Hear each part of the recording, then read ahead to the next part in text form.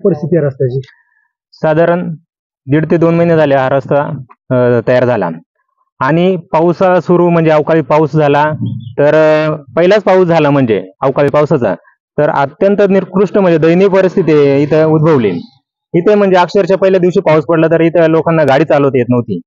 तर ही पूर्ण परिस्थिती साधारण 4 ते 5 किलोमीटर हा रस्ता बनलेला आहे. भरवस ते मांजरगाव पूर्ण निकृष्ट दर्जाचं काम झालेलं आहे आणि हे निकृष्ट दर्जाचं अशा प्रकारे काम झालेलं आहे का पूर्ण अत्यंत दयनीय अवस्था झाल्यामुळे पूर्ण म्हणजे इथं अवजड वाहनाची जास्त वर्दळ नसते तरी पण हा रस्ता पूर्ण फुटून गेलेला आहे.